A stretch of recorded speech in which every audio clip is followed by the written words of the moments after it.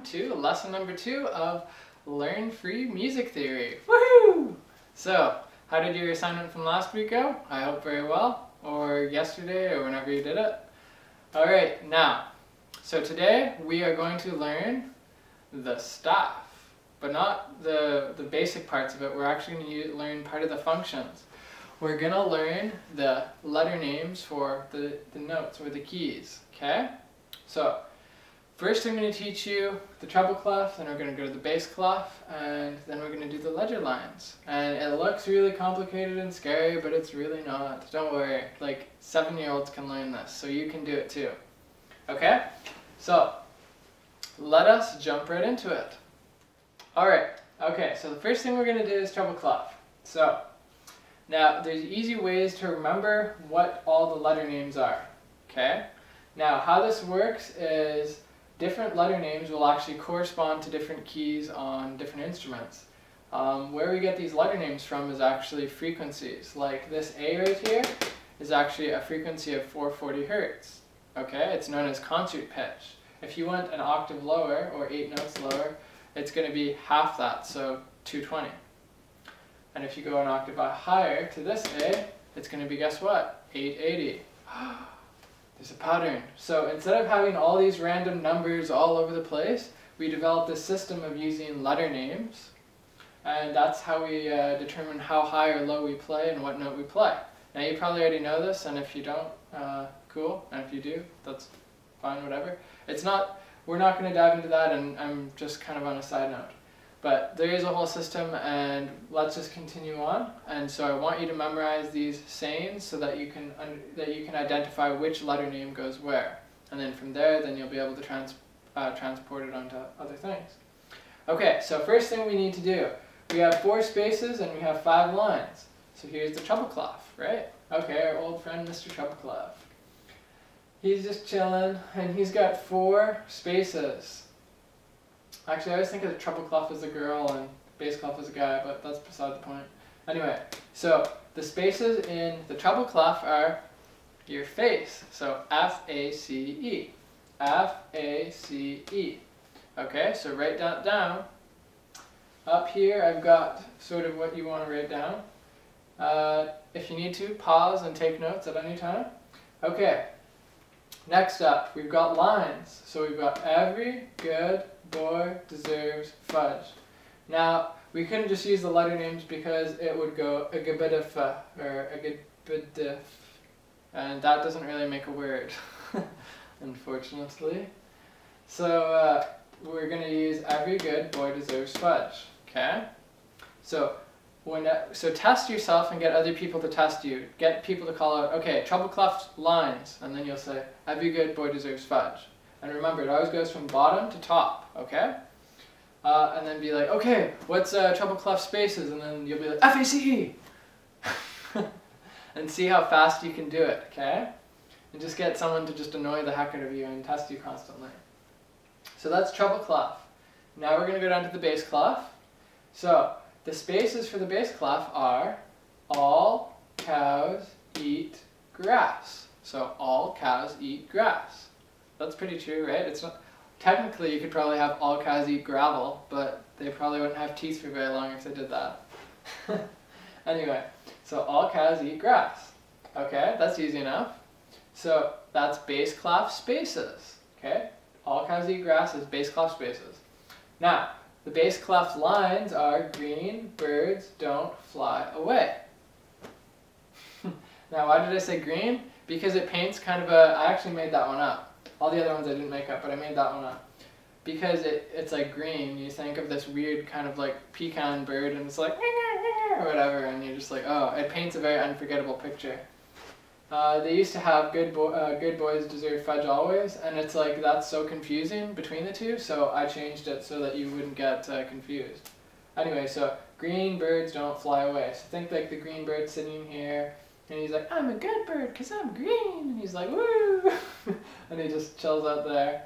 And then he stays in his little cage. You can think of this as the bird cage or something. But yeah, so green birds don't fly away. Okay, that's the lines. Okay, good. We're moving on. Now, if you don't remember anything, just go back, rewind it, and look at your notes, okay? Alright, next up. C, well this part here is in the middle between the bass clef and the treble clef. So what they have is they actually used to, in some time long ago, a great teacher told me this before that I didn't know this, is that there used to be a line going across here and it was just one big huge thing of lines and people were like, oh, that's so confusing. So what they did is they took this line out and they made it blank, and then whenever they needed it they would put, this is called the ledger line. So it's just a line floating there. So if you were going to have a note, which we're going to learn later, it would just go on this line and it would just float there. So if it floats on the first ledger line, it's a C. So this is A because it's away, then it goes to B on the space right here. So it's sitting on top of this line on the bass clef. So you can think of like a little boat floating along the water, and this is the water right here. And then if you really want to get imaginative, if you look at this, it sort of looks like a road. So you could think of these as center lines. You know, like when you're driving down the highway and you're like, and then there's like center lines right there. So that can be center line for C.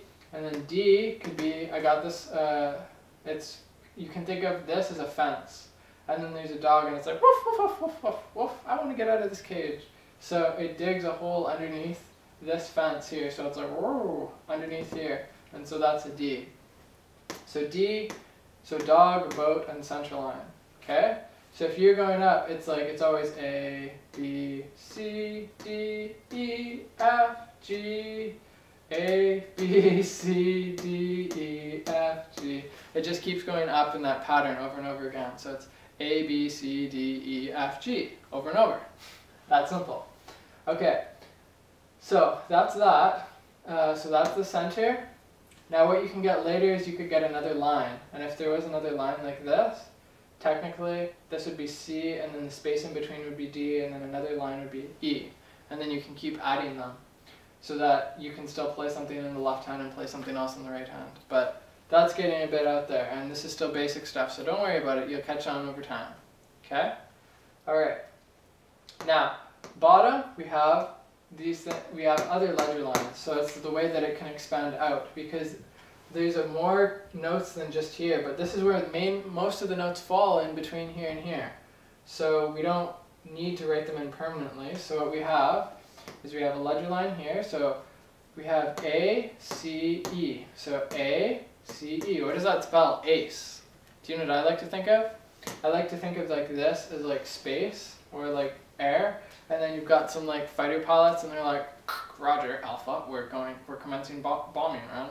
That's just like, Roger, Bravo, we'll escort you down, you know, and they just, I don't know radio talk, but yeah, they're all just like, you know, fighter pilot aces or whatever, and they're all like on the outside here, so they like F-16s or they've got some nice modified F-15s or maybe some F-22s, but yeah, so they're going through there, and you've got ACE here, and look at this, ACE.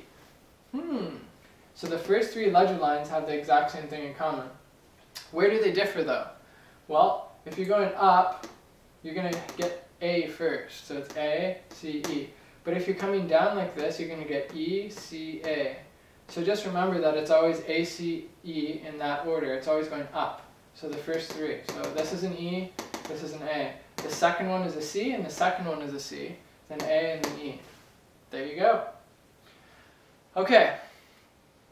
Now it's time for some homework. Homework. No.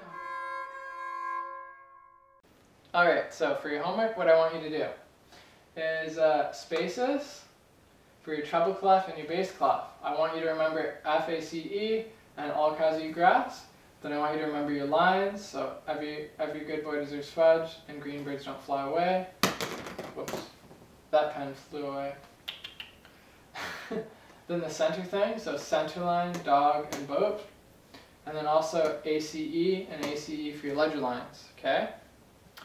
And that is about it. How I want you to practice this is basically get someone, one of your friends, or you can like create like little flashcards if you don't have anyone to do this with. You can ask yourself, like, have those questions like, what is treble clef spaces, and write it in a little note. and then fold all those notes into a little hat and then draw them at random and see how quickly you can respond back to it. So it's FACE, or what are treble clef spaces? These are the questions I want you to ask yourself. Treble clef spaces, treble clef lines. Bass clef spaces, bass clef lines. What is my bass clef ledger lines? And what is my treble clef ledger lines? And what is the center? And if you can do all that, that is awesome.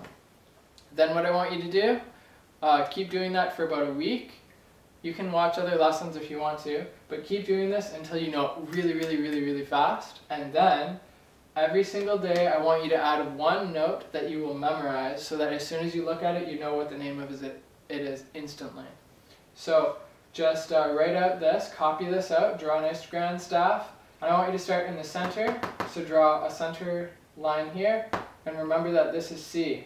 Then the next day I want you to remember D, and the next day B, and the next day E, and the next day A, and work your way out like that until you have them all memorized. It should take you about a month. And by the time you have that, if you've done it for a month and you know it really, really well, you will be amazingly fast at sight reading music, and you'll have a huge edge on anyone learning any instrument. So there you go. Anyway, I hope that you guys found that helpful, and keep practicing, and I'll see you guys in my next video. Take care. Bye-bye.